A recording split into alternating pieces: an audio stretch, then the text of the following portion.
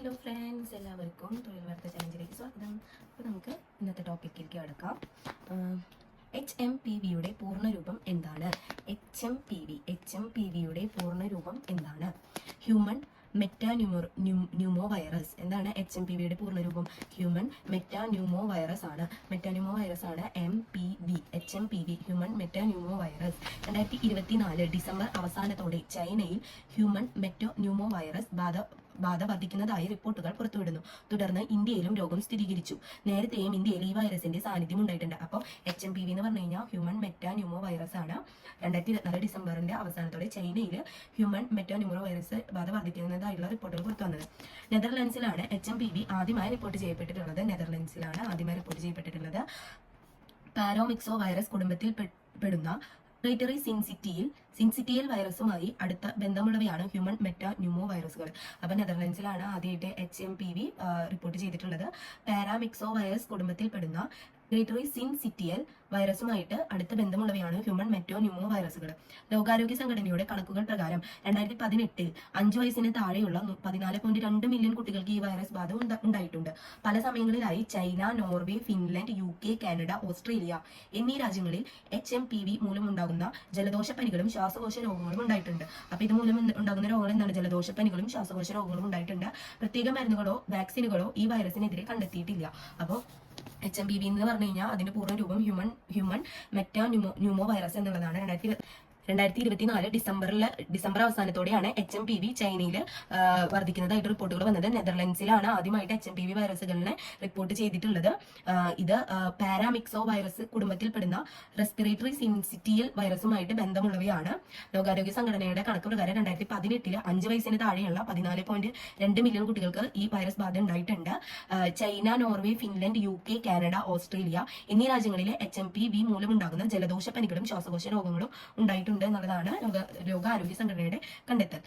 പ്രത്യേകമായി ഈ രോഗത്തിന്, ഈ വൈറസിനെതിരെ വാക്സിനുകളോ മരുന്നുകളോ ഒന്നും കണ്ടെത്തിയിട്ടില്ല. അടുത്താണ് 2025 5 മുതൽ 2039 വരെ ജനിക്കുന്ന കുഞ്ഞുങ്ങൾ അറിയപ്പെടുന്ന പേരുകളാണ് ജനറേഷൻ ബീറ്റ. 2025 മുതൽ 2035 മുതൽ 2039 വരെ ജനിക്കുന്ന കുഞ്ഞുങ്ങൾ അറിയപ്പെടുന്ന പേരാണ് ജനറേഷൻ ബീറ്റ. 2035 ആകുമ്പോഴേക്കും ലോക ജനസംഖ്യയുടെ 16% ബീറ്റ ജനറേഷൻ ആയിരിക്കും. അപ്പൊ 2035 ആകുമ്പോഴേക്കും ലോക ജനസംഖ്യയുടെ 16% ബീറ്റ ജനറേഷൻ ആയിരിക്കും. ടെക്നോളജിയുമായി കാര്യമായി ബന്ധമില്ലാത്ത തലമുറയാണ് സൈലന്റ് ജനറേഷൻ, നിശബ്ദ തലമുറ. ഇവരുടെ കാലഘട്ടം 1928 മുതൽ 45 വരെയാണ്. രണ്ടാം ലോക മഹായുദ്ധത്തിന്റെയും മഹാമാദ്യത്തിന്റെയും കാലഘട്ടം കൂടിയായിരുന്നു ഇത്. 1946 മുതൽ 1964 വരെയുള്ള തലമുറ അറിയപ്പെടുന്നത് ബേബി ബൂമേഴ്സ് എന്നാണ്. കമ്പ്യൂട്ടർ കണ്ടുപിടുത്തത്തിന് സാക്ഷികളായ ഇവർക്കും സാങ്കേതിക വിദ്യകളുമായി പൊരുത്തപ്പെടാനായിട്ടില്ല. അതുപോലെ 1965 to 1980 വരെയുള്ള ജനറേഷൻ എക്സ് എന്നും 1981 മുതൽ 1996 വരെ ജനിച്ചവരെ മില്ലേനിയൽസ് എന്നും ജനറേഷൻ Y എന്നും വിളിക്കുന്നു. കമ്പ്യൂട്ടർ, ഇന്റർനെറ്റ്, സ്മാർട്ട് ഫോൺ എന്നിവയുടെ വളർച്ചകാലത്ത് വളർന്നവരാണ് ഇക്കൂട്ടർ. അതുപോലെ തന്നെ ഡിജിറ്റൽ ലോകത്ത് ജനിച്ച ആദ്യ തലമുറയാണ് 1997 2012 വരെ ജനിച്ച ജനറേഷൻ Z എന്ന് പറയുന്നത്. ജെൻസി എന്നും മില്ലേനിയൽസ് എന്നും ഇവർ അറിയപ്പെടുന്നു. അപ്പൊ 1997 to 2012 വരെ ജനിച്ച ജനറേഷനാണ് ഇസഡും, അതുപോലെ ജെൻസി എന്നും സെന്റനിയൽസ് എന്നും ഇവർ അറിയപ്പെടുന്നു. 2013 മുതൽ 2024 വരെ ജനിച്ചവരാണ് ജനറേഷൻ ആൽഫ എന്നറിയപ്പെടുന്നത്. AI വെർച്വൽ റിയാലിറ്റിയുടെ കാലത്ത് ജനിച്ചവരാണ് ഇവർ. അപ്പോൾ ഓരോ കാലഘട്ടങ്ങളെയും പല പല രീതിയിൽ ജനറേഷൻസ് ആയിട്ട് തിരിച്ചിരിക്കുകയാണ്. അതിൽ 2025 മുതൽ 2039 വരെ ജനിക്കുന്ന കുഞ്ഞുങ്ങളിലെയാണ് ജനറേഷൻ ബീറ്റ എന്നറിയപ്പെടുന്നത്. അതുപോലെ 2035 ആകുമ്പോഴേക്കും ലോക ജനസംഖ്യയുടെ 16% ബീറ്റ ജനറേഷൻ ആയിരിക്കും ഉണ്ടായിരിക്കുക. അതുപോലെ ലോകത്തിന്റെ ടെക്നോളജിയുമായി, പിന്നെ ഓരോ ജനറേഷൻസിനെ പറ്റിയാണ് പറയുന്നത്. ടെക്നോളജിയുമായി കാര്യമായി ബന്ധമില്ലാത്ത തലമുറയാണ് സൈലന്റ് ജനറേഷൻ എന്നറിയപ്പെടുന്നത്. സൈലന്റ് ജനറേഷൻ, ഈ സൈലന്റ് ജനറേഷന്റെ, അതായത് നിശബ്ദ തലമുറയുടെ കാലഘട്ടം എന്ന് പറയുന്നത് 1928 1945 വരെയാണ്. 1928 മുതൽ 45 വരെ ജനിച്ചവരെയാണ് സൈലന്റ് ജനറേഷൻ എന്ന് പറയുന്നത്. ഇവര് രണ്ടാം ലോക മഹായുദ്ധത്തിന്റെയും മഹാമാന്യത്തിന്റെയും കാലഘട്ടത്തിൽ ജനിച്ചവരാണ്. അതുപോലെ 1946 മുതൽ 64 വരെ ഉള്ള തലമുറയിൽ അറിയപ്പെടുന്നതാണ് ബേബി ബൂമേഴ്സ് എന്നറിയപ്പെടുന്നത്. 1946 1964 ഇടയിൽ ജനിച്ചവരാണ് ബേബി ബൂമേഴ്സ്. കമ്പ്യൂട്ടർ കണ്ടുപിടുത്തത്തിന് സാക്ഷികളായി ഇവർക്കും സാങ്കേതിക വിദ്യകളുമായി പൊരുത്തപ്പെടാനാവില്ല.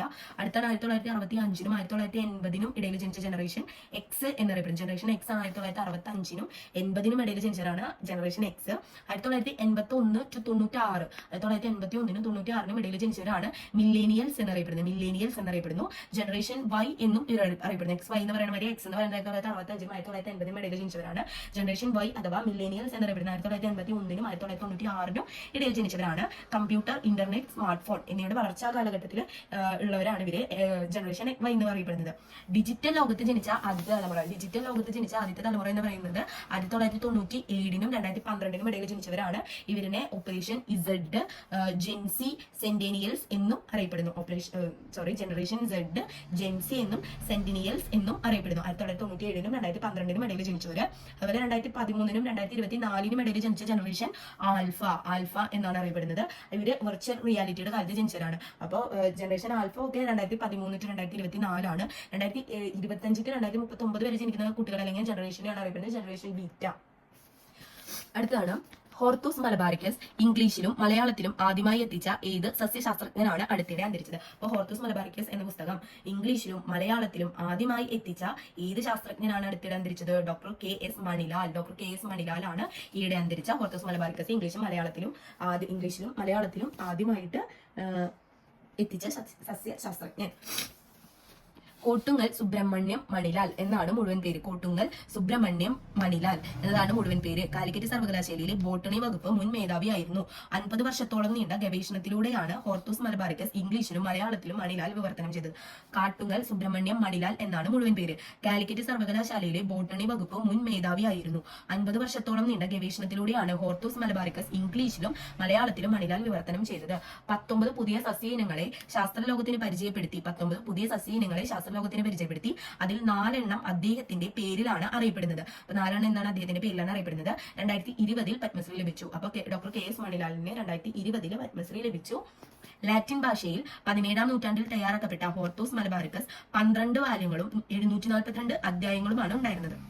ലാറ്റിൻ ഭാഷയിലാണ് ഹോർത്തൂസ് മലബാറിക്കസ് എന്ന പുസ്തകം ലാറ്റിൻ ഭാഷയിൽ 17-ാം നൂറ്റാണ്ടിൽ തയ്യാറാക്കപ്പെട്ടിട്ടുള്ളതാണ്. അതിന് 12 വാല്യങ്ങളും 742 അധ്യായങ്ങളുമാണ് ഉണ്ടായിരുന്നത്.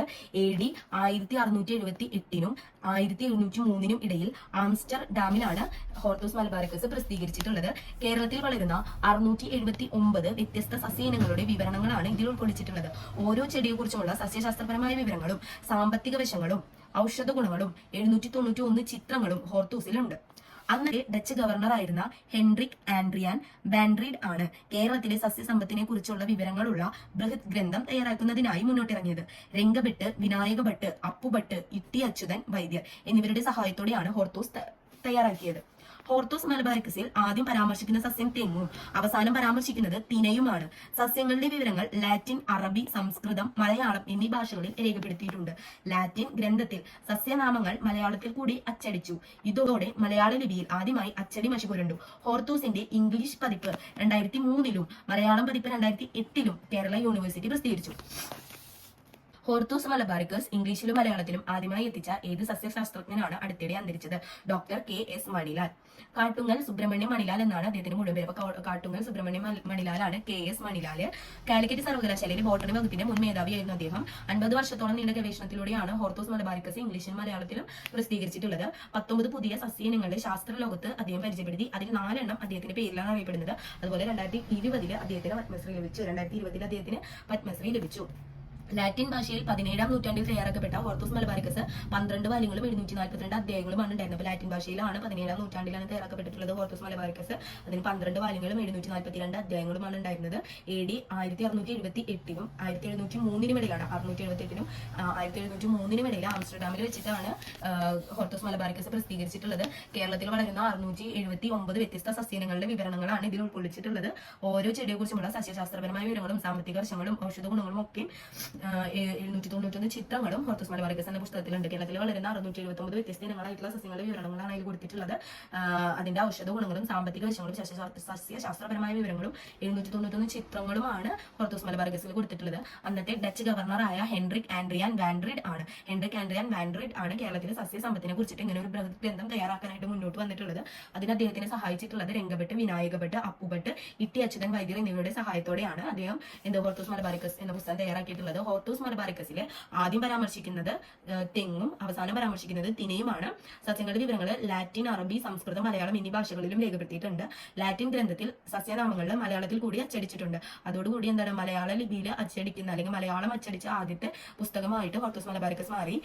ഈ ഹോർത്തൂസ് മലബാറിക്കസിന്റെ ഇംഗ്ലീഷ് പതിപ്പ് 2003-ലും മലയാളം പതിപ്പ് 2008-ലുമാണ് കേരള യൂണിവേഴ്സിറ്റി പ്രസിദ്ധീകരിച്ചിട്ടുള്ളത്.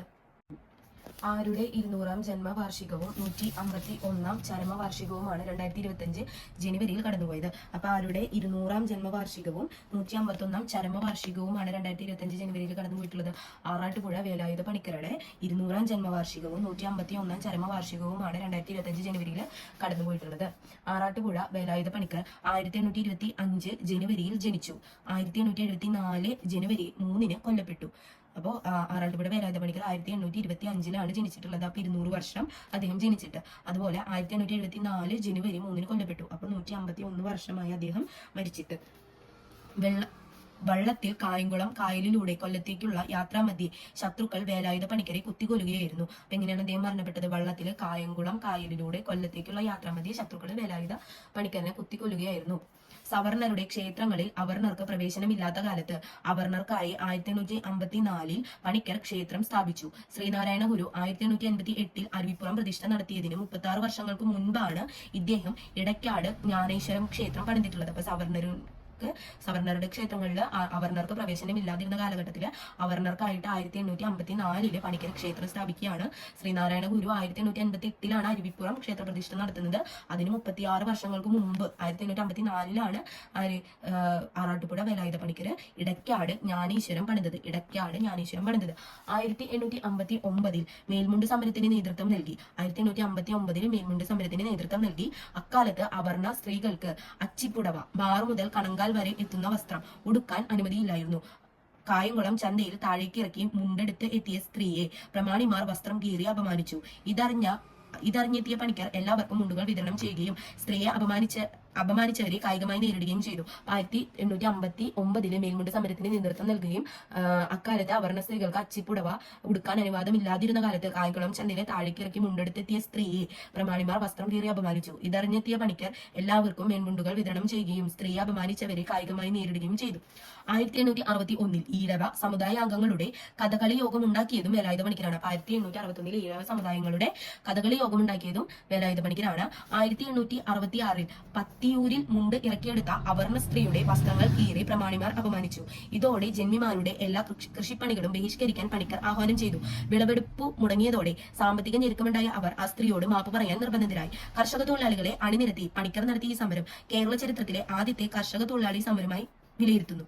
അപ്പൊ 1866-ല് പത്തിയൂരിൽ മുണ്ട് ഇറക്കിയെടുത്ത അവർണ സ്ത്രീയുടെ വസ്ത്രങ്ങൾ കീറി പ്രമാണിമാർ അപമാനിച്ചു. ഇത് ജന്മിമാരുടെ എല്ലാ കൃഷിപ്പണികളെയും ബഹിഷ്കരിക്കാനായിട്ട് വേലായുധ പണിക്കര് ആഹ്വാനം ചെയ്യുകയാണ്. അതോടെ സാമ്പത്തിക ഞെരുക്കമുണ്ടായ പ്രമാണിമാരെ ആ സ്ത്രീയോട് മാപ്പ് പറയാൻ നിർബന്ധിതരാകുകയും ചെയ്തു.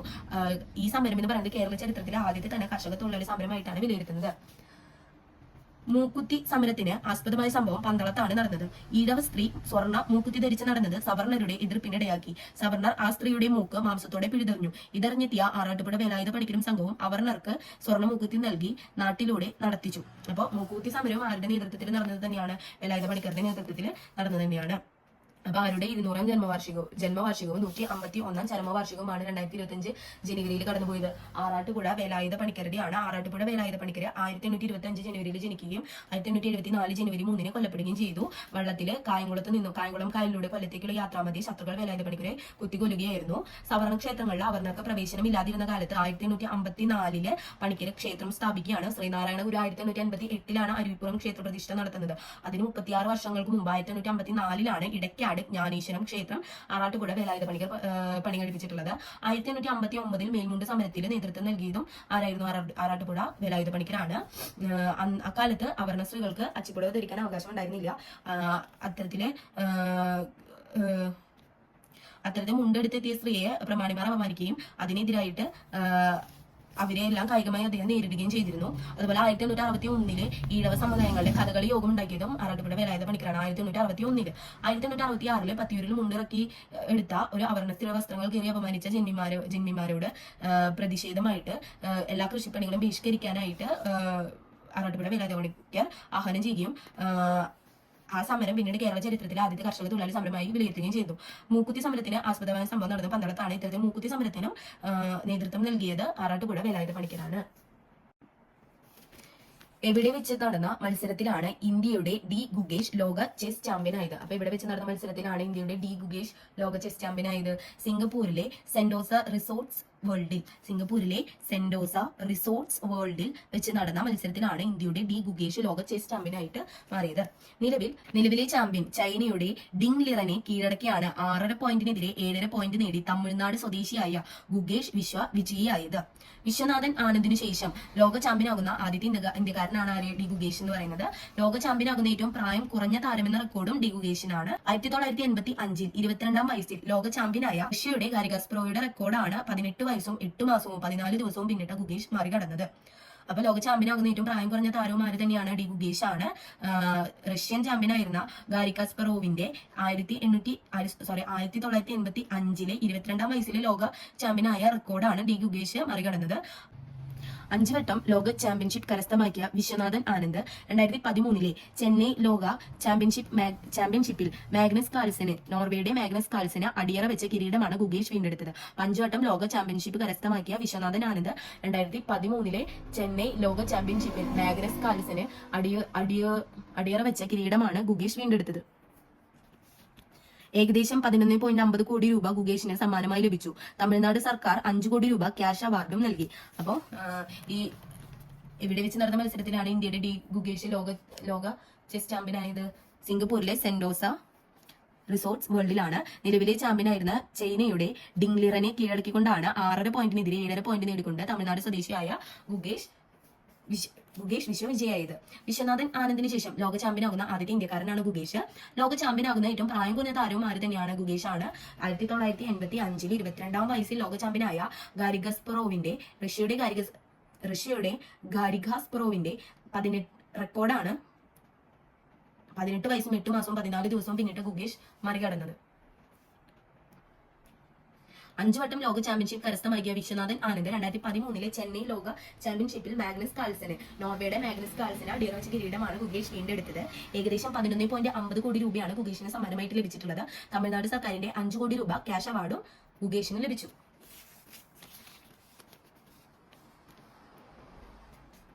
ജോയ് ബംഗ്ല ഏത് രാജ്യത്തിന്റെ ദേശീയ മുദ്രാവാക്യമായിരുന്നു? ബംഗ്ലാദേശിന്റെ ദേശീയ മുദ്രാവാക്യമായിരുന്നു ജോയ് ബംഗ്ല. ബംഗ്ലാദേശിന്റെ രാഷ്ട്രപിതാവ് ഷെയ്ഖ് മുജ്ബിർ റഹ്മാനാണ് ജോയ് ബംഗ്ല പ്രചരിപ്പിച്ചത്. അടുത്തിടെ ബംഗ്ലാദേശ് സുപ്രീം കോടതി വിധിയെ തുടർന്ന് ജോയ് ബംഗ്ലയ്ക്ക് ദേശീയ മുദ്രാവാക്യ പദവി നഷ്ടമായി. അപ്പൊ ജോയ് ബംഗ്ല എന്നുള്ളത് ബംഗ്ലാദേശിന്റെ ദേശീയ മുദ്രാവാക്യമായിരുന്നു. ബംഗ്ലാദേശിന്റെ രാഷ്ട്രപിതാവാണ് ഷെയ്ഖ് മുജീബുർ റഹ്മാൻ. അദ്ദേഹമാണ് ജോയ് ബംഗ്ല പ്രചരിപ്പിച്ചത്.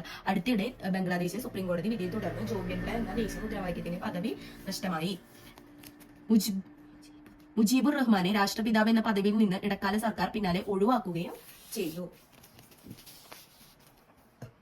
എന്താണ് ജോയ് ബംഗ്ല എന്നത്? ബംഗ്ലാദേശിന്റെ ദേശീയ മുദ്രാവാക്യമാണ്. ബംഗ്ലാദേശിന്റെ രാഷ്ട്രപിതാവായിട്ട് കണക്കാക്കുന്ന ഷെയ്ഖ് മുജീബുർ റഹ്മാനാണ് ജോയ് ബംഗ്ല പ്രചരിപ്പിച്ചത്. കൂടാതെ അടുത്തിടെ ബംഗ്ലാദേശ് സുപ്രീം കോടതിയെ തുടർന്ന് ജോയ് ബംഗ്ലയ്ക്ക് ദേശീയ മുദ്രാവാക്യ പദവി നഷ്ടമായി. മുജീബുർ റഹ്മാനെ രാഷ്ട്രപിതാവ് എന്ന പദവിയിൽ നിന്നും ഇടക്കാല സർക്കാർ പിന്നാലെ ഇത് ഒഴിവാക്കുകയും ചെയ്തു. മലയാള ചലച്ചിത്ര രംഗത്തെ ആയുഷ്കാല സംഭാവനയ്ക്കുള്ള 2023 JC ഡാനിയൽ പുരസ്കാര ജേതാവാണ് ഷാജി എൻ കരുൺ. അപ്പൊ മലയാള ചലച്ചിത്ര രംഗത്തെ തന്നെ ആയുഷ്കാല സംഭാവനയ്ക്കുള്ള 2023 JC ഡാനിയൽ പുരസ്കാര ജേതാവ് ആരാണ്? ഷാജി എൻ കരുണാണ്. 5 ലക്ഷം രൂപയും പ്രശസ്തി പത്രവും ശില്പവും അടങ്ങുന്നതാണ് പുരസ്കാരം. 5 ലക്ഷം രൂപയും പ്രശസ്തി പത്രവും ശില്പവും അടങ്ങുന്നതാണ് പുരസ്കാരം. പിറവി, സ്വം, വാനപ്രസ്ഥം തുടങ്ങിയ സിനിമകളുടെ സംവിധായകൻ കൂടിയാണ് ഷാജി എൻ കരുൺ. അപ്പൊ പിറവി, സ്വം, വാനപ്രസ്ഥം തുടങ്ങിയ സിനിമകളുടെ സംവിധായകനാണ് അദ്ദേഹം. കലാ സാംസ്കാരിക സംഭാവനയ്ക്കുള്ള ഫ്രഞ്ച് സർക്കാരിന്റെ the order of arts and letters പുരസ്കാരവും പത്മശ്രീയും അദ്ദേഹത്തിന് ലഭിച്ചിട്ടുണ്ട്. അപ്പോൾ കലാ സാംസ്കാരിക സംഭാവനയ്ക്കുള്ള ഫ്രഞ്ച് സർക്കാരിന്റെ the order of arts and letters പുരസ്കാരവും പത്മശ്രീയും അദ്ദേഹത്തിന് ലഭിച്ചിട്ടുണ്ട്. ചലച്ചിത്ര അക്കാദമിയുടെ ആദ്യ ചെയർമാനാണ് അദ്ദേഹം. ചലച്ചിത്ര അക്കാദമിയുടെ ആദ്യത്തെ ചെയർമാനാണ്. നിലവിൽ കേരള ചലച്ചിത്ര വികസന കോർപ്പറേഷൻ ചെയർമാനാണ്. അപ്പൊ നിലവിൽ അദ്ദേഹം കേരള ചലച്ചിത്ര വികസന കോർപ്പറേഷൻ ചെയർമാനാണ്. 2022 ജേതാവ് TV ചന്ദ്രനാണ്. TV ചന്ദ്രനാണ് 2022 ജേതാവ്. അപ്പൊ മലയാള ചലച്ചിത്ര മലയാള ചലച്ചിത്ര രംഗത്തെ ആയുഷ്കാല സംഭാവനയ്ക്കുള്ള 2023 JC ഡാനിയൽ പുരസ്കാര ജേതാവ് ഷാജിയൻ കരുണാണ്. 5 ലക്ഷം രൂപയും പ്രശസ്തി പത്രവും ശില്പവും അടങ്ങുന്നതാണ് പുരസ്കാരം. പിറവി, സ്വം, വാനപ്രസ്ഥം തുടങ്ങിയ സിനിമകളുടെ സംവിധായകനാണ്. കലാ സാംസ്കാരിക സംഭാവനയ്ക്കുള്ള ഫ്രഞ്ച് സർക്കാരിന്റെ the order of arts and letters പുരസ്കാരവും പത്മശ്രീയും അദ്ദേഹത്തിന് ലഭിച്ചിട്ടുണ്ട്. ചലച്ചിത്ര അക്കാദമിയുടെ ആദ്യത്തെ ചെയർമാനാണ് ഷാജിയൻ കരുൺ. നിലവിലെ കേരള ചലച്ചിത്ര വികസന കോർപ്പറേഷൻ ചെയർമാനാണ്. 2022 ജേതാവ് TV ചന്ദ്രനാണ്. 2022 ജേതാവ് ആരായിരുന്നു? TV ചന്ദ്രനാണ്. 2023 JC ഡാനിയൽ പുരസ്കാര ജേതാവ് ഷാജിയൻ കരുണാണ്. അടുത്തത്, റിസർവ് ബാങ്ക് ഓഫ് ഇന്ത്യയുടെ എത്രാമത്തെ ഗവർണറായാണ് സഞ്ജയ് മൽഹോത്ര ചുമതലയേറ്റത്? അപ്പൊ റിസർവ് ബാങ്കിന്റെ പുതിയ ഗവർണർ ആരാണ്? സഞ്ജയ് മൽഹോത്രയാണ്. 26ാമത് ഗവർണറാണ്. റിസർവ് ബാങ്ക് ഓഫ് ഇന്ത്യയുടെ 26ാമത് ഗവർണർ ആരാണ്? സഞ്ജയ് മൽഹോത്രയാണ്. ശക്തികാന്ത ദാസിന്റെ പിൻഗാമിയായിട്ടാണ് നിയമനം. അപ്പൊ ശക്തികാന്ത ദാസ് ആയിരുന്നു മുൻപ് ഉണ്ടായിരുന്നത്. ഇപ്പൊ സഞ്ജയ് മൽഹോത്രയാണ് 26ാമത്തെ റിസർവ് ബാങ്ക് ഓഫ് ഇന്ത്യയുടെ 26ാമത് ഗവർണറാണ് സഞ്ജയ് മൽഹോത്ര. 25 ആരായിരുന്നു? ശക്തികാന്ത ദാസ് ആയിരുന്നു. 2024 ഡിസംബർ 9 അന്തരിച്ച സരോജിനി ശിവലിംഗം ഏത് നിലയിൽ പ്രശസ്തയായ വനിതയായിരുന്നു? 2024 ഡിസംബർ 9 അന്തരിച്ച സരോജിനി ശിവലിംഗം ഏത് നിലയിൽ പ്രശസ്തയായ വനിതയായിരുന്നു? ശ്രീലങ്കയിലെ റേഡിയോ സിലോണിന്റെ മലയാളം പരിപാടികളുടെ അവതാരകയായിരുന്നു സരോജിനി ശിവലിംഗം. പാലക്കാട് കൊടുവായൂർ സ്വദേശിനിയാണ്. 2024 ഡിസംബർ 9 അന്തരിച്ച സരോജിനി ശിവലിംഗം ശ്രീലങ്കയിലെ റേഡിയോ സിലോണിന്റെ മലയാളം പരിപാടിയുടെ അവതാരികയാണ്. പാലക്കാട് കൊടുവായൂർ സ്വദേശിനിയാണ് സരോജിനി ശിവലിംഗം. അടുത്തത്, രാജ്യത്ത് നടപ്പിലാക്കിയ 70 വയസ്സ് കഴിഞ്ഞവർക്കുള്ള സൗജന്യ ആരോഗ്യ ഇൻഷുറൻസ് പദ്ധതിയുടെ പേരാണ് വയവന്ദന. രാജ്യത്ത് നടപ്പിലാക്കിയ 70 വയസ്സ് കഴിഞ്ഞവർക്കുള്ള സൗജന്യ ആരോഗ്യ ഇൻഷുറൻസ് പദ്ധതിയുടെ പേരാണ് വയവന്ദന. വരുമാന പരിധിയില്ലാതെ ചികിത്സാ സഹായം ലഭ്യമാക്കുന്ന കേന്ദ്ര പദ്ധതി 2024 ഒക്ടോബറിലാണ് ആരംഭിച്ചിട്ടുള്ളത്. അപ്പൊ വരുമാന പരിധി ഇല്ല അതിന്. ഈ പദ്ധതി ആരംഭിച്ചത് 2024 ഒക്ടോബറിലാണ്. രാജ്യത്ത് നടപ്പിലാക്കിയ 70 വയസ്സ് കഴിഞ്ഞവർക്കുള്ള സൗജന്യ ആരോഗ്യ ഇൻഷുറൻസ് പദ്ധതിയുടെ പേരാണ് വയവന്ദന. വരുമാന പരിധിയില്ലാതെ ചികിത്സാ സഹായം ലഭ്യമാക്കുന്ന കേന്ദ്ര പദ്ധതിയാണ് 2024 ഒക്ടോബറിൽ ആരംഭിച്ച വയവന്ദന. ഇന്ത്യൻ യാത്രികരെ സ്വന്തം നിലയിൽ ബഹിരാകാശത്തെത്തിക്കുന്ന ISRO ദൗത്യമായ ഗഗൻയാന് മുന്നോടിയായി ക്രൂ മൊഡ്യൂൾ കടലിൽ നിന്ന് വീണ്ടെടുക്കാനുള്ള പരീക്ഷണം വിജയകരമായി നടന്നു. ഈ പരീക്ഷണത്തിന്റെ പേരെന്തായിരുന്നു? അപ്പോ ഇന്ത്യൻ യാത്രികരെ സ്വന്തം നിലയിൽ ബഹിരാകാശത്ത് എത്തിക്കുന്ന ISROയുടെ ദൗത്യമായ ഗഗൻയാന് മുന്നോടിയായിട്ട് ക്രൂ മൊഡ്യൂൾ കടലിൽ നിന്ന് വീണ്ടെടുക്കാനുള്ള പരീക്ഷണം വിജയകരമായി നടന്നു. ഈ പരീക്ഷണത്തിന്റെ പേരാണ് വെൽഡെക് റിക്കവറി. അപ്പൊ എന്താണ് വെൽഡെക് റിക്കവറി? ഇന്ത്യൻ യാത്രികരെ സ്വന്തം നിലയിൽ ബഹിരാകാശത്ത് എത്തിക്കുന്നതിനായിട്ടുള്ള ISROയുടെ ദൗത്യമായ ഗഗൻയാന് മുന്നോടിയായിട്ട് ക്രൂ മൊഡ്യൂൾ കടലിൽ നിന്നും വീണ്ടെടുക്കാനുള്ള ഒരു പരീക്ഷണം നടത്തിയിരുന്നു. ഇതിന്റെ പേരാണ് വെൽഡെക് റിക്കവറി. ബഹിരാകാശ യാത്രികർ ഭൂമിയിലേക്ക് തിരികെ വരുമ്പോൾ കടലിൽ പതിക്കുന്ന പേടകത്തെ നാവികസേനയുടെ കപ്പലിന്റെ വെൽഡെക് അറയ്ക്കുള്ളിലേക്ക് കയറ്റി യാത്രക്കാരെ പുറത്തെത്തിക്കുന്ന പരീക്ഷണമാണ് വിജയിച്ചത്. അപ്പോൾ ബഹിരാകാശ യാത്രികർ ഭൂമിയിലേക്ക് തിരികെ വരുമ്പോൾ കടലിൽ പതിക്കുന്ന പേടകത്തെ നാവികസേനയുടെ കപ്പലിന്റെ വെൽഡെക് അറയിലേക്ക് കയറ്റി യാത്രികരെ പുറത്തെത്തിക്കുന്ന പരീക്ഷണമാണ് വിജയിച്ചത്. ISROയും നാവികസേനയും സംയുക്തമായി വിശാഖപട്ടണം തീരത്താണ് പരീക്ഷണം നടത്തിയത്. അപ്പൊ എവിടെയാണ് പരീക്ഷണം നടത്തിയിട്ടുള്ളത്? വിശാഖപട്ടണം തീരത്താണ് പരീക്ഷണം നടത്തിയിട്ടുള്ളത്. അപ്പോൾ ഇന്ത്യൻ യാത്രികരെ സ്വന്തം നിലയിൽ ബഹിരാകാശത്ത് എത്തിക്കുന്ന ISROയുടെ ദൗത്യമായ ഗഗൻയാന് മുന്നോടിയായിട്ട് ക്രൂ മൊഡ്യൂൾ കടലിൽ നിന്ന് വീണ്ടെടുക്കുന്ന പരീക്ഷണം വിജയകരമായി നടന്നു. ഈ പരീക്ഷണത്തിന്റെ പേരാണ് വെൽഡെക് റിക്കവറി എന്നുള്ളത്. ബഹിരാകാശ യാത്രികർ ഭൂമിയിലേക്ക് വരുമ്പോൾ കടലിൽ പതിക്കുന്ന പേടകത്തെ നാവികസേനയുടെ കപ്പലിന്റെ വെൽഡെക് അറയിലേക്ക് കയറ്റി യാത്രക്കാരെ പുറത്തിരിക്കുന്ന പരീക്ഷണമാണ് ഇപ്പോൾ വിജയിച്ചിട്ടുള്ളത്. ISROയും നാവികസേനയും സംയുക്തമായി വിശാഖപട്ടണം തീരത്താണ് ഈ പരീക്ഷണം നടത്തിയിട്ടുള്ളത്. അടുത്താണ്, ഐക്യരാഷ്ട്ര സഭ പരിസ്ഥിതി പരിപാടിയുടെ ചാമ്പ്യൻസ് ഓഫ് ദി എർത്ത് പുരസ്കാരം നേടിയ ഇന്ത്യൻ പരിസ്ഥിതി ശാസ്ത്രജ്ഞൻ ആരാധന ചോദിക്കുന്നത്? അപ്പൊ ഐക്യരാഷ്ട്ര പരിസ്ഥിതി പരിപാടിയുടെ UNEP-യുടെ ചാമ്പ്യൻഷിപ്പ് ഓഫ് ദി എർത്ത് 2024 പുരസ്കാരം നേടിയ ഇന്ത്യൻ പരിസ്ഥിതി ശാസ്ത്രജ്ഞനാണ് മാധവ് ഗാഡ്ഗിൽ. അപ്പൊ ആരാണ് മാധവ് ഗാഡ്ഗിൽ? ഐക്യരാഷ്ട്ര സഭ പരിസ്ഥിതി പരിപാടിയുടെ ചാമ്പ്യൻസ് ഓഫ് ദി എർത്ത് പുരസ്കാരം നേടിയ ഇന്ത്യൻ പരിസ്ഥിതി ശാസ്ത്രജ്ഞനാണ് മാധവ് ഗാഡ്ഗില്. ജൈവ വൈവിധ്യ സമ്പന്നവും പരിസ്ഥിതി ലോലവുമായ പശ്ചിമഘട്ടത്തിലെ പ്രവർത്തനമാണ് പുരസ്കാരത്തിന് അർഹനാക്കിയത്. അപ്പോൾ ജൈവ വൈവിധ്യ സമ്പന്നവും പരിസ്ഥിതി ലോലവുമായ പശ്ചിമഘട്ട മേഖലയിലെ പ്രവർത്തനത്തിനാണ് പുരസ്കാരത്തിന് അർഹനാക്കിയത് മാധവ് ഗാഡ്ഗിലിന്. ഗാഡ്ഗിലിന് പുറമെ ബ്രസീലിയൻ മന്ത്രി സോണിയ ഗ്വജജാര, പോളിസി ലീഡർഷിപ്പ് US-ലെ Aimee Bowers Cordalis, inspiration and action റൊമാനിയയിലെ Gabriel Paun, inspiration and action Chinese ശാസ്ത്രജ്ഞൻ ലൂച്ചി, സയൻസ് ആൻഡ് ഇന്നോവേഷൻ എന്നിവരും ഈജിപ്തിലെ സുസ്ഥിര കാർഷിക സംരംഭമായ സെക്കേവും എന്റർപ്രണറിയൽ വിഷൻ പുരസ്കാരത്തിന് അർഹമായി. അപ്പൊ എന്താണ്? ഗാഡ്ഗിലിന് പുറമെ ബ്രസീലിയൻ മന്ത്രിയായിട്ടുള്ള സോണിയ ഗ്വജജാര പോളിസി ലീഡർഷിപ്പിനും US-ലെ Aimee Bowers Cordalis inspiration and action എന്ന രീതിയിലും റൊമാനിയയിലെ ഗബ്രിയേൽ പൗൻ ഇൻസ്പിറേഷൻ ആൻഡ് ആക്ഷനും ചൈനീസ് ശാസ്ത്രജ്ഞനായിട്ടുള്ള ലൂച്ചി സയൻസ് ആൻഡ് ഇന്നൊവേഷൻ എന്നിവരും ഈജിപ്തിലെ സുസ്ഥിര കാർഷിക സംരംഭമായ സെക്കേവും എന്റർപ്രണറിയൽ വിഷൻ പുരസ്കാരത്തിന് അർഹരായി. ആജീവനാന്ത നേട്ടങ്ങളുടെ വിഭാഗത്തിലാണ് ഗാഡ്ഗിൽ ആദരിക്കപ്പെട്ടത്. ആജീവനാന്ത നേട്ടങ്ങളുടെ വിഭാഗത്തിലാണ് ഗാഡ്ഗിൽ ആദരിക്കപ്പെട്ടത്. അപ്പൊ എന്താ ഐക്യരാഷ്ട്രസഭ പരിസ്ഥിതി പരിപാടിയുടെ ചാമ്പ്യൻസ് ഓഫ് ദി എർത്ത് 2024 പുരസ്കാരം നേടിയ ഇന്ത്യൻ പരിസ്ഥിതി ശാസ്ത്രജ്ഞനാണ് മാധവ് ഗാഡ്ഗിലെ. ജൈവ വൈവിധ്യ സമ്പന്നവും പരിസ്ഥിതി ലോലവുമായ പശ്ചിമഘട്ട മേഖലയിലെ പ്രവർത്തനത്തിനാണ് അദ്ദേഹത്തിന് എന്ത് കിട്ടിയിട്ടുള്ളത്?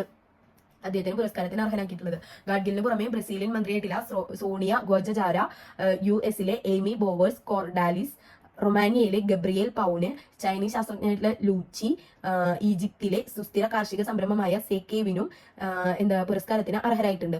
ആജീവനാന്ത നേട്ടങ്ങളുടെ വിഭാഗത്തിലാണ് ഗാഡ്ഗിൽ ആദരിക്കപ്പെട്ടിട്ടുള്ളത്. അടുത്തത്, ഏത് സംസ്ഥാന സർക്കാരിന്റെ ഉടമസ്ഥതയിലുള്ള നവീകരിച്ച തന്തേ പെരിയാർ സ്മാരകത്തിന്റെ ഉദ്ഘാടനമാണ് അടുത്തിടെ വക്കം വലിയ കവലയിൽ നടന്നത്? അപ്പൊ തമിഴ്നാട് ഏത് സംസ്ഥാന സർക്കാരിന്റെ ഉടമസ്ഥതയിലുള്ള നവീകരിച്ച തന്തേ പെരിയാർ തന്തേ പെരിയാർ സ്മാരകത്തിന്റെ ഉദ്ഘാടനമാണ് അടുത്തിടെ വക്കം വലിയ കവലയിൽ നടന്നത്? തമിഴ്നാട് സർക്കാരിന്റെ. തമിഴ്നാട് മുഖ്യമന്ത്രി MK സ്റ്റാലിനാണ് ഉദ്ഘാടനം വഹിച്ചത്. തമിഴ്നാട് മുഖ്യമന്ത്രിയായിട്ടുള്ള MK സ്റ്റാലിനാണ് ഉദ്ഘാടനം നിർവഹിച്ചത്. സ്മാരകം നിർമ്മിക്കാൻ തമിഴ്നാട് സർക്കാർ 1985 വാങ്ങിയതാണ് 84 സെന്റ് സ്ഥലം. 1994 സ്മാരകം തുറന്നു കൊടുത്തു. അപ്പോൾ ഏത് സംസ്ഥാന സർക്കാരിന്റെ ഉടമസ്ഥതയിലുള്ള നവീകരിച്ച തന്തേ പെരിയാർ സ്മാരകത്തിന്റെ ഉദ്ഘാടനമാണ് അടുത്തിടെ വക്കം വലിയ കവലയിൽ നടന്നത്? തമിഴ്നാട് സർക്കാരിന്റെ. തമിഴ്നാട് മുഖ്യമന്ത്രി AK സ്റ്റാലിനാണ് ഉദ്ഘാടനം നിർവഹിച്ചത്. സ്മാരകം നിർമ്മിക്കാൻ 1985 ആണ് സ്ഥലം വാങ്ങിയത്. 84 സെന്റ് സ്ഥലമാണ് വാങ്ങിയത്. 1994 സ്മാരകം തുറന്നു കൊടുത്തു. പ്രസിഡന്റ് ബാഷർ അൽ അസദിനെ പുറത്താക്കി സിറിയയുടെ ഭരണം പിടിച്ചെടുക്കിയ വിമതർ രാജ്യത്തിന്റെ ഇടക്കാല പ്രധാനമന്ത്രിയായി നിയമിച്ചത് ആരെയാണ്? അപ്പൊ പ്രസിഡന്റ് ആയിട്ടുള്ള ബാഷർ അൽ അസദിനെ പുറത്താക്കുകയും സിറിയയുടെ ഭരണം പിടിച്ചടക്കിയ വിമതർ രാജ്യത്തിന്റെ ഇടക്കാല പ്രധാനമന്ത്രിയെ നിയമിച്ചത് മുഹമ്മദ് അൽ ബഷീറിനെയാണ്. വിമതർക്ക് നേതൃത്വം നൽകുന്ന ഹയാത്ത് തഹരീർ അൽ ഷാമിന്റെ നിയന്ത്രണത്തിൽ ഇദ്ലിബ് ഭരിക്കുന്ന സാൽവേഷൻ സർക്കാരിൽ പ്രധാനമന്ത്രിയായിരുന്നു അൽ ബഷീർ. അപ്പൊ പ്രസിഡന്റ് ബാഷർ അൽ അസദിനെ പുറത്താക്കി സിറിയയുടെ ഭരണം പിടിച്ചടക്കിയ വിമതർ രാജ്യത്തിന്റെ ഇടക്കാല പ്രധാനമന്ത്രിയായി നിയമിച്ചത് മുഹമ്മദ് അൽ ബഷീറിനെയാണ്. വിമതർക്ക് നേതൃത്വം നൽകുന്ന ഹയാത്ത് തഹരീർ അൽ ഷാമിന്റെ നിയന്ത്രണത്തില് ഇദ്ലിബ് ഭരിക്കുന്ന സാൽവേഷൻ സർക്കാരിൽ പ്രധാനമന്ത്രിയായിരുന്നു അൽ ബഷീർ. അടുത്തിടെ അന്തരിച്ച നിക്കി ജിയോവാനി ഏത് നിലയിൽ അറിയപ്പെട്ടിരുന്ന വനിതയാണ്? ആഫ്രോ അമേരിക്കൻ കവയിത്രിയാണ് അടുത്തിടെ അന്തരിച്ച നിക്കി ജിയോവാനി. 1965-74 കാലത്തെ ബ്ലാക്ക് ആൻഡ് മൂവ്മെന്റ്സിൽ സജീവമായിരുന്നു. 1965-74 കാലത്തെ ബ്ലാക്ക് ആൻഡ് മൂവ്മെന്റ്സിലെ സജീവമായിരുന്നു. നോക്സ്വിൽ, ടെന്നീസി, നിക് റോസ തുടങ്ങിയ പ്രശസ്തമായ കവിതകളാണ്. അപ്പൊ എന്താണ് അടുത്തിടെ അന്തരിച്ച നിക്കി ജിയോവാനി ആഫ്രോ അമേരിക്കൻ കവയിത്രിയായിരുന്നു. അതുപോലെ 1965-74 കാലത്തെ ബ്ലാക്ക് ആൻഡ് മൂവ്മെന്റ്സിൽ സജീവമായിരുന്നു. നോക്സ്വിൽ, ടെന്നീസി, നിക് റോസ എന്നിവ പ്രശസ്തമായ കവിതകളാണ്. അടുത്തിടെ അന്തരിച്ച SM കൃഷ്ണ കേന്ദ്ര മന്ത്രിസഭയിൽ ഏത് വകുപ്പിന്റെ ചുമതലയാണ് വഹിച്ചിരുന്നത്? അടുത്തിടെ അന്തരിച്ച SM കൃഷ്ണ കേന്ദ്രമന്ത്രിസഭയിലെ ഏത് വകുപ്പിന്റെ ചുമതലയാണ് വഹിച്ചിരുന്നത്? വിദേശകാര്യം വകുപ്പിന്റെ ചുമതലയാണ് വഹിച്ചിരുന്നത്. കർണാടക നിയമസഭാ സ്പീക്കർ, മുഖ്യമന്ത്രി, മഹാരാഷ്ട്ര ഗവർണർ തുടങ്ങിയ പദവികളും വഹിച്ചിരുന്നു. അപ്പോൾ അടുത്തിടെ അന്തരിച്ചിട്ടുള്ള MS കൃഷ്ണ കേന്ദ്രമന്ത്രിസഭയിലെ ഏത് വകുപ്പിന്റെ ചുമതലയാണ് വഹിച്ചിരുന്നത്? വിദേശകാര്യം ചുമതല വഹിച്ചിരുന്നു. 2009-2012 വിദേശകാര്യ വകുപ്പിന്റെ ചുമതല വഹിച്ചിരുന്ന വ്യക്തിയാണ്. കർണാടക നിയമസഭാ സ്പീക്കർ ആയിരുന്നു, കർണാടക മുഖ്യമന്ത്രിയായിരുന്നു, മഹാരാഷ്ട്ര ഗവർണർ തുടങ്ങിയ പദവികളും അദ്ദേഹം വഹിച്ചിരുന്നു. അടുത്തത്, ബോളിവുഡിലെ വിഖ്യാതരായ ഒരു നടന്റെയും ഗായകന്റെയും ജന്മശതാബ്ദി 2024 ഡിസംബറിൽ ആഘോഷിച്ചു. ആരാണ് അവർ? അപ്പൊ ബോളിവുഡിലെ വിഖ്യാതരായ ഒരു നടന്റെയും ഗായകന്റെയും ജന്മശതാബ്ദി 2024 ഡിസംബറിൽ ആഘോഷിച്ചു. ആരുടെയൊക്കെയാണ്? രാജ് കപൂറിന്റെയും മുഹമ്മദ് റഫിയുടെയും ജന്മശതാബ്ദിയാണ് 2024 ഡിസംബറിൽ ആഘോഷിച്ചിട്ടുള്ളത്. 1924 ഡിസംബർ 14 ജനിച്ച രാജ് കപൂർ 1988 ജൂൺ 2 അന്തരിച്ചു. 1924 ഡിസംബർ 14 ജനിച്ച രാജ് കപൂർ 1988 ജൂൺ 2 അന്തരിച്ചത്. Greatest showman of Indian cinema Indian സിനിമയുടെ ചാർലി ചാപ്ലിൻ എന്നിങ്ങനെ രാജ് കപൂർ വിശേഷിക്കപ്പെട്ടിരുന്നു. അവ എന്താണ്? 1924 ഡിസംബർ 14 ജനിച്ച രാജ് കപൂർ 1988 ജൂൺ 2 അന്തരിച്ചത്. ഗ്രേറ്റ് ഷോമാൻ ഓഫ് ഇന്ത്യൻ സിനിമയിലെ ചാർലി ചാപ്ലിൻ എന്നിങ്ങനെയല്ല രാജ് കപൂർ വിശേഷിക്കപ്പെട്ടു. അതുപോലെ 1924 ഡിസംബർ 24 ജനിച്ച മുഹമ്മദ് റഫി 1980 ജൂലൈ 31 അന്തരിച്ചത്. തളിരിട്ട കിനാക്കൾ എന്ന മലയാള സിനിമയുടെ ഷബാബിലേക്ക് ഭോജാനി ഷഹാബ് എന്ന ഹിന്ദി ഗാനം റഫി ആലപിച്ചിട്ടുണ്ട്. അപ്പൊ തളിരിട്ട കിനാക്കൾ എന്ന മലയാള സിനിമയില് ഷബാബിലേക്ക് വേജാനി ഷഹാബ് എന്ന ഹിന്ദി ഗാനം റഫി ആലപിച്ചിട്ടുണ്ട്. 25,000-ലേറെ ഗാനങ്ങൾ ആലപിച്ചിട്ടുണ്ട് അദ്ദേഹം. അപ്പൊ 1924 ഡിസംബർ 24 ജനിച്ച മുഹമ്മദ് റഫി 1980 ജൂലൈ 31 അന്തരിച്ചു. തളിരിട്ട കിനാക്കൾ എന്ന 1980 ഇറങ്ങിയ തളിരിട്ട കിനാക്കൾ എന്ന മലയാള സിനിമയിലെ ഷബാബിലേക്ക് ജവാനി ഷഹാബ് എന്ന ഹിന്ദി ഗാനം റഫി ആലപിച്ചിട്ടുണ്ട്. 25,000-ലേറെ ഗാനങ്ങൾ അദ്ദേഹം ആലപിച്ചിട്ടുണ്ട്. അടുത്താണ് സംസ്ഥാന ഹജ്ജ് കമ്മിറ്റിയുടെ ചെയർമാനായി തിരഞ്ഞെടുക്കപ്പെട്ടതാണ്. സംസ്ഥാനത്തെ ഹജ്ജ് കമ്മിറ്റിയുടെ ചെയർമാനായി തിരഞ്ഞെടുക്കപ്പെട്ടത് ഡോക്ടർ ഹുസൈൻ സഹാക്കി ചുള്ളിക്കാടാണ്. സംസ്ഥാന ഹജ്ജ് കമ്മിറ്റിയുടെ ചെയർമാനായി തിരഞ്ഞെടുക്കപ്പെട്ടത് ഡോക്ടർ ഹുസൈൻ സഖാഫി ചുള്ളിക്കോടാണ്. ടൈം മാഗസിന്റെ 2024 പേഴ്സൺ ഓഫ് ദ ഇയർ ആയി തിരഞ്ഞെടുക്കപ്പെട്ടത് ആരാണ്? ടൈം മാഗസിന്റെ 2024 പേഴ്സൺ ഓഫ് ദി ഇയർ ആയി തിരഞ്ഞെടുക്കപ്പെട്ടത് ഡൊണാൾഡ് ട്രംപ് ആണ്. ഡൊണാൾഡ് ട്രംപ് ആണ് ടൈം മാഗസിന്റെ 2024 പേഴ്സൺ ഓഫ് ദി ഇയർ ആയി തിരഞ്ഞെടുക്കപ്പെട്ടിട്ടുള്ളത്. ഗായിക ടൈലർ സ്വിഫ്റ്റ് ആയിരുന്നു 2023 തിരഞ്ഞെടുക്കപ്പെട്ടത്. അപ്പൊ 2023 ആരായിരുന്നു? ഗായിക ടൈലർ സ്വിഫ്റ്റ് ആയിരുന്നു. അതുപോലെ 2024 പേഴ്സൺ ഓഫ് ദി ഇയർ ആരാണ്? ഡൊണാൾഡ് ട്രംപ് ആണ്. അടുത്തിടെ ഉദ്ഘാടനം ചെയ്യപ്പെട്ട കേരളത്തിലെ ജലവൈദ്യുത പദ്ധതി. അപ്പൊ കേരളത്തിൽ അടുത്തിടെ ഉദ്ഘാടനം ചെയ്യപ്പെട്ട ഒരു ജലവൈദ്യുത പദ്ധതി ഏതാണ്? തൊട്ടിയാർ ജലവൈദ്യുത പദ്ധതിയാണ്. തൊട്ടിയാർ ഇടുക്കി ജില്ലയിലെ ദേവിയാറിന്റെ ഭാഗമായ വാളറയ്ക്ക് സമീപം ദേവിയാറിലെ ജലം ഉപയോഗിച്ച് 40 മെഗാവാട്ട് വൈദ്യുതി ഉൽപ്പാദിപ്പിക്കാൻ ലക്ഷ്യമിട്ട പദ്ധതിയാണ് തൊട്ടിയാർ ജലവൈദ്യുത പദ്ധതി. അപ്പോൾ അടുത്തിടെ ഉദ്ഘാടനം ചെയ്യപ്പെട്ട കേരളത്തിലെ ജലവൈദ്യുത പദ്ധതിയാണ് തൊട്ടിയാർ. ഇടുക്കി ജില്ലയിലെ ദേവിയാറിന്റെ ഭാഗമായ വാളറയ്ക്ക് സമീപം ദേവിയാറിലെ ജലം ഉപയോഗിച്ചുകൊണ്ട് 40 മെഗാവാട്ട് വൈദ്യുതി ഉൽപ്പാദിപ്പിക്കാൻ ലക്ഷ്യമിട്ടുകൊണ്ടുള്ള പദ്ധതിയാണ് തൊട്ടിയാർ ജലവൈദ്യുത പദ്ധതി. അടുത്തത് കരുത്തരായ വനിതകള്. ലോകത്തിലെ കരുത്തരായ 100 വനിതകളുടെ ഫോബ്സ് പട്ടികയിൽ 2024 തുടർച്ചയായി 2ാം വട്ടവും ഇടം പിടിച്ച കേന്ദ്രമന്ത്രിയാണ് നിർമ്മല സീതാരാമൻ. അപ്പൊ ലോകത്തിലെ തന്നെ കരുത്തരായ 100 വനിതകളുടെ ഫോബ്സ് പട്ടികയിൽ തുടർച്ചയായി 2ാം വട്ടവും ഇടം പിടിച്ച കേന്ദ്രമന്ത്രിയാണ് ആര്യ നിർമ്മല സീതാരാമൻ. കഴിഞ്ഞ വർഷം 32ാം സ്ഥാനത്തായിരുന്നു. ഇക്കുറി 28ാം സ്ഥാനത്തെത്തി. നിർമ്മലയ്ക്ക് പുറമെ HCL technology chairperson Roshni Nadar മൽഹോത്രയും 81ാം സ്ഥാനത്തുണ്ട്. ബയോകോൺ ബയോഫാർമസ്യൂട്ടിക്കലിന്റെ സഹസ്ഥാപികയായ കിരൺ മജുംദാറും ഇന്ത്യയിൽ നിന്ന് പട്ടികയിൽ ഇടം പിടിച്ചിട്ടുണ്ട്. തുടർച്ചയായി 3ാം തവണയും യൂറോപ്യൻ കമ്മീഷന്റെ അധ്യക്ഷ ഉർസലോ വോൺ ഡർ ലൈൻ ആണ് ഒന്നാമത്. അപ്പൊ ഒന്നാമത് ആരാണ്? തുടർച്ചയായി 3ാം തവണയും യൂറോപ്യൻ കമ്മീഷന്റെ അധ്യക്ഷ ഉർസലോ വോൺ ഡർ ലൈൻ ആണ് ഒന്നാമത്. ബിസിനസ്, രാഷ്ട്രീയം, നയതന്ത്രം, ജീവകാരുണ്യ പ്രവർത്തനം തുടങ്ങിയ മേഖലകളിലുള്ള വനിതകളാണ് ഈ പട്ടികയിൽ ഉൾപ്പെടുന്നത്. അപ്പൊ ഏതൊക്കെ മേഖലയിലുള്ളവരാണ് ഈ പട്ടികയിൽ ഉൾപ്പെടുന്നത്? ബിസിനസ്, രാഷ്ട്രീയം, നയതന്ത്രം, ജീവകാരുണ്യ പ്രവർത്തന മേഖലകളിലുള്ള വനിതകളാണ് ഇതിൽ ഉൾപ്പെട്ടിട്ടുള്ളത്. അപ്പൊ ലോകത്തിലെ തന്നെ കരുത്തരായ 100 വനിതകളുടെ ഫോബ്സ് പട്ടികയിൽ 2024 തുടർച്ചയായി 2ാം വട്ടവും ഇടം പിടിച്ച കേന്ദ്രമന്ത്രിയാണ് ആര്യ നിർമ്മല സീതാരാമൻ. കഴിഞ്ഞ വർഷം 32ാം സ്ഥാനമായിരുന്നു. എന്നാൽ ഇപ്രാവശ്യം 28ാം സ്ഥാനത്താണ്. നിർമ്മല സീതാരാമന് പുറമെ HCL ടെക്നോളജി ചെയർപേഴ്സൺ ആയിട്ടുള്ള റോഷ്നി നാടാർ മൽഹോത്രയും 81ാം സ്ഥാനത്തും ബയോകോൺ ബയോഫാർമസ്യൂട്ടിക്കലിന്റെ സഹസ്ഥാപകയായ കിരൺ മജുംദാറും ഇന്ത്യയിൽ നിന്ന് പട്ടികയിൽ ഉൾപ്പെട്ടിട്ടുണ്ട്. തുടർച്ചയായി 3ാം തവണയും യൂറോപ്യൻ കമ്മീഷന്റെ അധ്യക്ഷയായ ഉർസുല വോൺ ഡർ ലൈൻ ആണ് ഒന്നാമത് എത്തിയിട്ടുള്ളത്. ബിസിനസ്, രാഷ്ട്രീയം, നയതന്ത്രം, ജീവകാരുണ്യ പ്രവർത്തനം തുടങ്ങിയ മേഖലകളിൽ നിന്നുള്ള വനിതകളാണ് ഈ പട്ടികയിൽ ഉൾപ്പെട്ടിട്ടുള്ളത്.